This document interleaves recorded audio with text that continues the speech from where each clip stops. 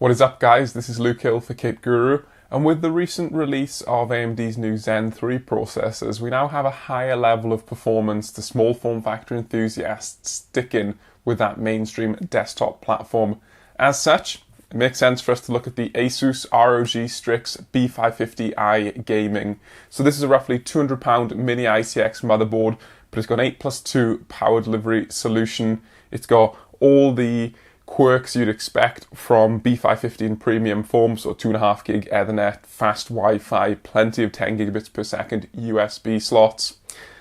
Can it prove to be a pretty good premium offering for the new level of performance you can now get from mainstream desktop processors in the small form factor? Let's have a look. But before we dive into the main section of the review, if you like what we do here at Kit Guru, you can really support us by liking this video, subscribing to our channel, hitting the bell icon, doing all that YouTube stuff. You can also support us even more by heading on over to the Kit Guru website and checking out our written content over there, heading on over to our Patreon page, or buying a cool t-shirt like this from our merch store. Anything you can do really supports us and we really appreciate it. Let's get back into it. If we start out with the board itself, we see the usual set of ASUS ROG styling features, so primarily dark grey and black surfaces that are very easy to colour match with other components. You can see that we've got this integrated rear I/O cover, but this also doubles up as the shroud to hold the VRM fan. ASUS is using an 8-layer PCB, which is a good sign of quality. Moving around to the rear side, there's nothing really of note there. There's no backplate, no thermal shroud or anything like that, no real VRM hardware. What we do get though is the rear-mounted M.2 connector, and this is a PCIe 3.0 x 4 connector driven by the B550 chipset, also supports SATA. Of course, if you've got an SSD with a large heatsink, you could have installation headaches depending on how big your standoffs are in your case. But if you have a chassis such as the Silverstone Sugo 14 that we recently reviewed, maybe the motherboard tray backplate cutout will actually give you room to install an SSD with a big heatsink in there. I guess on that point, I should highlight how one of our really smart audience members actually said that if you've got an M.2 SSD on the back here and you do have a solid motherboard backplate in your chassis, there's nothing stopping you sticking a few thermal pads thick enough to bridge the gap between the two, so at least you have some form of actual conductive path through to the large metal backplate of your chassis, and that may help the cooling performance.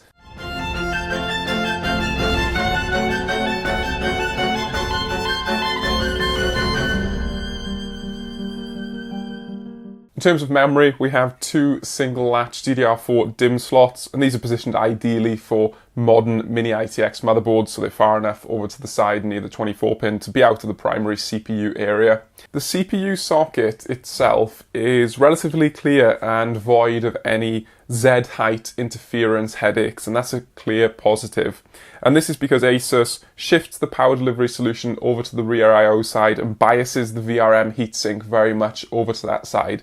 I think the only slight concern from an interference standpoint is when you install a Ryzen CPU in the AM4 socket, the Z height of the VRM heatsink flat area is actually slightly above the height of that Ryzen CPU. So if you have some quirky CPU cooler with a really large block, you could be contacting that VRM heatsink, but that's quite unlikely. It's just something to watch out for. And then if we move around to the top edge connectors, we've got three fan headers, one of which is CPU, one of which is AIO pump, and one of which is chassis. And that's important because they have different control abilities in the ASUS UEFI. You've got the two RGB headers, one is addressable, one is 12 volt 4-pin RGB.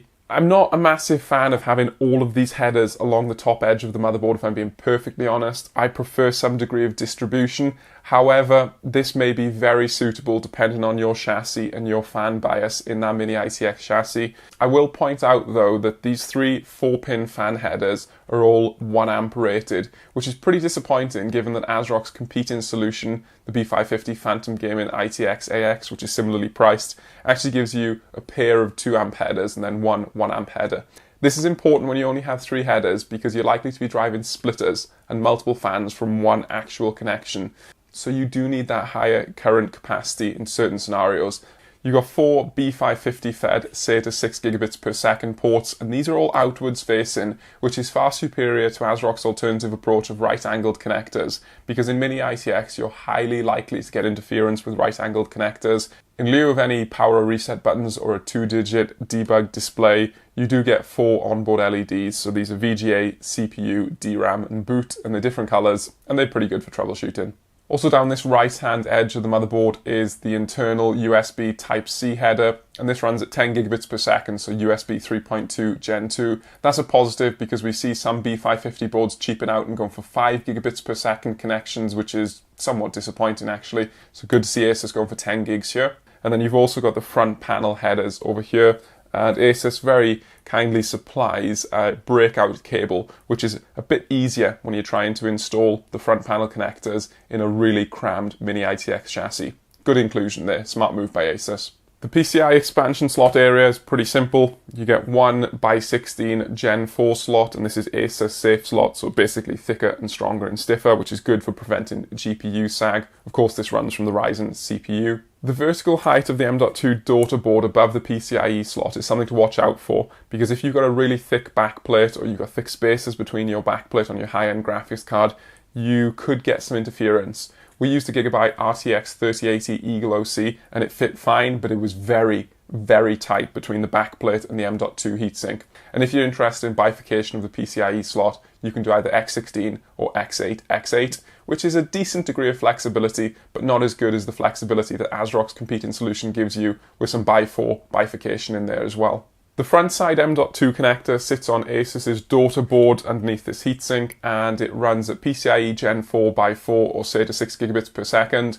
It's driven directly by an AMD CPU installed in the AM4 socket, so you get that really high speed link straight back to the CPU. The daughterboard is actually used to mount some of the audio hardware as well as the M.2 connector, but to also avoid interference with the B550 chipset mounted below.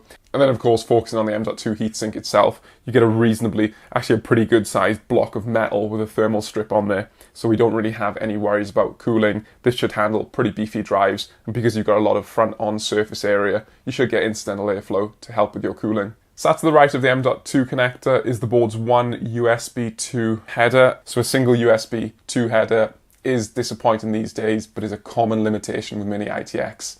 I would just hope that manufacturers see that this is an issue and then find a way to include an additional header, even if it means stealing some surface area from some other components. And then the other header that we're interested in is the front panel audio header, which is nestled away on the daughterboard that houses ASUS's audio solution. This makes it slightly tricky from a cable management perspective because you have to bridge over some of the high components. ASUS's Supreme FX audio system is based around the S1220A audio codec, which is essentially a rebadged version of the very popular high-end Realtek ALC 1220. And then for the rear Type-C audio header, which is actually a pretty smart inclusion and pretty unique to ASUS, you get an S210 connection chip which understands whether you're connecting a USB device or a USB audio device. Moving around to the rear I/O, we see the other three 3.5mm audio connectors. These connectors are LED illuminated, which is very smart because if you have your PC hidden away or against the wall, you can see exactly which header you're plugging into. You get 4 10 gigabits per second USB ports, one of which is in Type-C form. You get one USB 2.0 Type A port, and this is allocated BIOS flashback duties. And then obviously your Type-C audio header is actually a USB 2 bandwidth port as well, so you can use this for charging your phone, for example, or connecting your phone. I would have liked to see more Type A ports overall, or just more USB ports in general. I think realistically you've got 4 Type A ports, which is cutting it very, very slim, and means that you're going to steal some of the high bandwidth ports for your keyboard or mouse or headset, which is pretty basic. 2.5 gigabit Ethernet is handled by an Intel adapter, and you're also using an Intel AX200 chipset for the 802.11ax or Wi-Fi 6 connectivity with Bluetooth, of course. And then both of the display outputs, so both DisplayPort and HDMI, support 4K 60 if you want to install an APU in this motherboard. With the ROG Strix B550i gaming, ASUS deploys an 8+2 power stage solution for the VRM. That 8+2 is a teamed design, which means you get 4 control channels for the main 8 CPU power stage hardware, and that's driven by a DigiPlus ASP1106 PWM controller. In terms of actual components, you get 8+2 Vishay SiC 639 50 amp integrated power stages, and these are 50 amp continuous current rated. For the CPU alone, you get a 400 amp theoretical capacity, but of course you get a teamed architecture, so you only get 4 control phases for the 8 physical phases of current capacity. So you do get some slight limitations there. However, the power stages do support a 1.5 megahertz or up to 1.5 megahertz switching frequency. I know that some people are going to see 50 amp power stages from Vishay and then instantly ring alarm bells when ASRock's competing motherboard is using 90 amp power stages from Intersil, so some of the most market leading power stages that we actually see. And the B550 Phantom Gaming from ASRock was actually a particularly strong power delivery solution. However, it must be said that with the ASP1106 PWM controller and those Vishay power stages, this is probably a reasonably good power delivery solution, and our testing will highlight whether that's the case or not.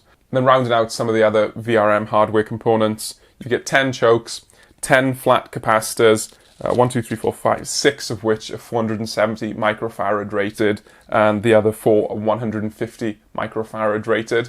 You also get mil 5K rated standard capacitors, and these are 4 270 microfarad rated versions, a 100 microfarad rated version near the VRM, and a 560 microfarad unit nestled next to the 8-pin power connector. The VRM heatsink is a single unit, basically just a block of metal with a fan screw to it. The heatsink realistically has minimal effort to actually design it in the form of an efficient heatsink design. With that said, there is reasonable mass to the metal, so you're probably going to score pretty well for thermal capacitance. I just would have liked to see more effort to actually enhance the surface area properly, rather than just giving you a few cut-out chunks here and there. Contact is made with the underlying 10 power stages and the 10 chokes via thermal pads. I like ASUS's approach to contact the chokes via thermal pads. It's not really necessary because the chokes can handle themselves, but in theory, if the chokes are running quite cool, but the MOSFETs are dumping out quite a bit of heat, then you can dump some more heat onto the chokes, so it does give you a bit more cooling mass. Or if the chokes are running hot, then you can, in theory, dump some heat to the heatsink and the fan, hopefully. And then in terms of VRM fan, we get a 30mm blower unit that is designed to push air over the VRM heatsink. This peaked at 5700 RPM during our testing, so quite a high-speed fan to say the least. I will say at this stage already though that noise was not an issue, much to our surprise actually. We just couldn't really hear the fan over a moderately loud, not particularly loud, all-in-one liquid cooler from Fractal, so I was actually very surprised there. And ASUS does deploy this fan in a semi-active approach, so if the VRM sensor is driven by a reading below 60 degrees Celsius, the fan stays off and is basically a passively cooled solution. When you hit 60 degrees Celsius, that's when the fan kicks in. But the control does seem to be very, very basic, i.e. off when below 60 degrees Celsius or 5700 RPM when above 60 degrees Celsius. There's no real curve in between, not at least from what we saw in our testing. Another point of the fan is that it actually sits directly above a half cut out section of the metal heatsink, which is completely illogical, quite frankly. I don't really know why ASUS has done this, perhaps other than to avoid interference with the DisplayPort connector on the actual motherboard itself, but removing half of the heatsink directly below where a significant proportion of the fan sits is a really bad design move for a heatsink. You want a fan to blow cooling air over physical mass and physical surface on that heatsink. If you remove the physical mass and the physical surface, it's not acting as a heatsink. So, yeah, why that's done, your guess is as good as mine, but that's not a smart move in my opinion. We will have to see how it performs in the testing though, because overall I'd give this VRM heatsink pretty low marks for actual design and actual effort, but perhaps the power stages and the rest of the board's design is efficient enough to make it a non-factor. Let's have a look with our more in-depth testing. If we take a quick look at the fan control abilities in the ASUS UEFI, we see the control mechanisms for the 3 onboard fan headers. On the note of the VRM fan, you can enable it or disable it, but there's no control more granular than that. I'd say the overall fan control system for ASUS is pretty decent. It's probably comparable, if not slightly better than ASRock's competing motherboard, but it's certainly not at the level of Gigabyte's Smart Fan 5, which granted they've taken a few generations to improve up to its current performance, but ASUS could do with bringing some more improvements online and some more granular control for the actual fan speeds, especially those low fan speed levels. Our test system is based around the Ryzen 9 5950X processor to really stress each motherboard on test. Cooling is handled by a Fractal Celsius Plus S28 Prisma. We've got 2x16GB of Corsair Vengeance LPX DDR4 3600 C16 DDR4 memory modules. Frame pushing power is handled by the beastly Gigabyte RTX 3080 E-Glow-C graphics card. Clean power is delivered by the Seasonic Prime TX1000 power supply. The ASUS B550 motherboard is using the latest BIOS revision, which is version 14.01. Make sure you check out the Kikuru website for more details on our test hardware, our comparison points, the settings we use, also a better look at the UEFI. But we will jump right on into the testing at this point. Starting out with CPU heavy performance, we see the ASUS ROG Strix B550i gaming motherboard competing handily with Gigabyte's higher end X570 offering from our Ryzen CPU test platform. We saw the ASUS board pushing our Ryzen 9 5950X at around 3.85 to 3.90 GHz in Cinebench NT, or around 3.95 GHz initially in Blender Classroom. The maximum 1T boost clock that we observed was a little over 5 GHz, which is just as we would expect from a 5950X with a competent motherboard. Memory performance is right around the levels that we've come to expect from an AM4 motherboard with Ryzen 9 5950X and Corsair 3600 C16 DDR4 in tow. No complaints here. Gaming performance shows a small win and a small loss for the ASUS Mini ITX B550 offering. F1 2020 runs slightly faster on the ASUS board in our testing, while Shadow of the Tomb Raider showed minor preference for the Gigabyte X570 comparison. Either way, the gaming performance on ASUS's B550i gaming is solid and shows no cause for concern. The usual 5 GB per second transfer speed was achieved on the heatsink cooled front side PCIe Gen 4 M.2 SSD connection. Of course, any SSD installed in the rear mounted chipset connected slot will be limited to PCIe Gen 3 by 4 bandwidth, and any CPU to chipset link speed restrictions. Thermal performance with M.2 SSDs continues to be a particular area of strength for ASUS. The heatsink performance from the M.2 cooling solution delivers even with hot drives and write-intensive workloads. We saw our SSDs sitting comfortably around the 50 degrees Celsius mark, which is very good. The S1220A based Supreme FX audio solution scores highly in Rightmark Audio Analyzer with a performance rating of very good. Manual overclocking using ASUS's well laid out UEFI is generally easy until it gets to selecting load line calibration options. The multipliers and voltage settings are all logically laid out, and the sheer quantity of options available is impressive. However, ASUS continues to use inconclusive load line calibration settings with no graphical or written indication of how each level works. This makes overclocking using load line calibration tweaking a more time-consuming, trial and error-based approach than it needs to be. In the end, we managed to hit 4.7 GHz with level 1 load line calibration applied and the core voltage set to 1.3375 volts. This delivered a CPU voltage of around 1.34 volts under heavy system load and resulted in stability, albeit whilst running very close to the thermal tipping point where we are happy with, of around 95 degrees Celsius. Temperature sensor readings for the motherboard through HWM4 look to be accurate and corroborated with Ryzen Master.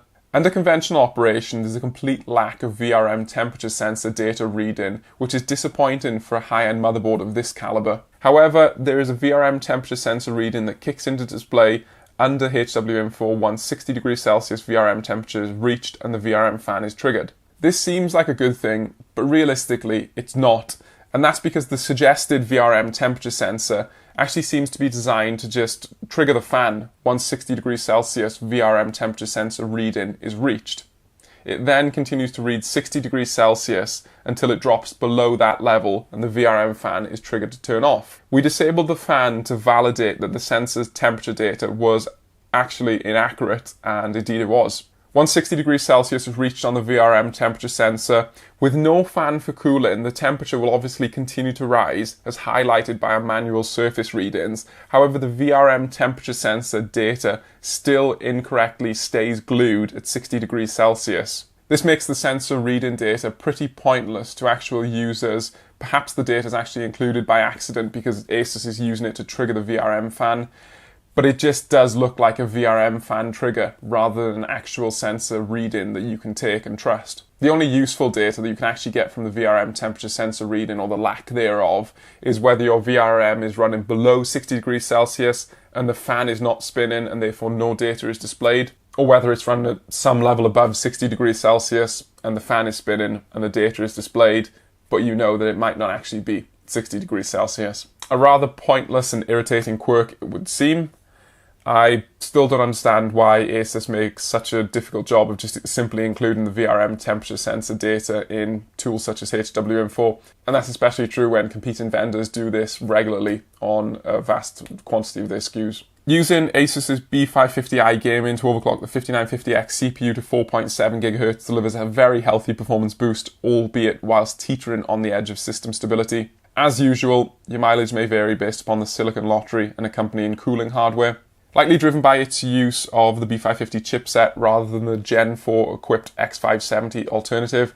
ASUS's mini ITX board runs a little more efficiently than our Gigabyte X570 comparison at stock. Pushing hard with an overclock sees the VRM put under a heavy degree of stress that will challenge its efficiency levels. With that said, 370 watts of wall power draw shows the strong power delivery capability for ASUS's ROG Strix B550i gaming motherboard. VRM temperatures are very good under the relatively easy to handle stock CPU load conditions, staying well below 50 degrees Celsius, never mind 60 degrees Celsius.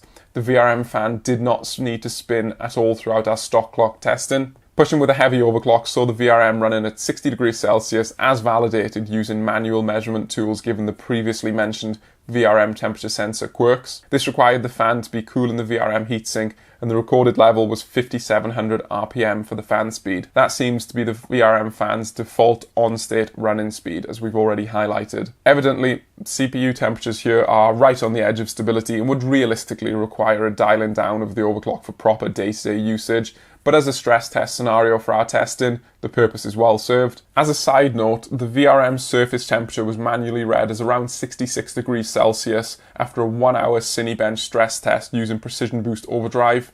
That was with a 325 watt, roughly, wall power draw and a 4.45 GHz processor clock speed on all cores. So we have no cause for concerns when it comes to VRM temperature performance, especially with that 30mm fan doing its job at a surprisingly tolerable, from an acoustic perspective, 5700 RPM. If we conclude our review of the ASUS ROG Strix B550i gaming mini ITX motherboard, overall, solid board. Out of the box performance was good, it was strong, no quirks, no incompatibilities, no headaches. That's a credit there, especially on a relatively new processor platform. The overclocking capability that we saw, especially when coupled with the pretty high-end 16-core 5950X CPU, was strong. We hit that 4.7 GHz without any real instability headaches. We had to get across the awkward LLC settings, but I think just a little bit more description in the UEFI would help ASUS make those a bit easier for users to understand.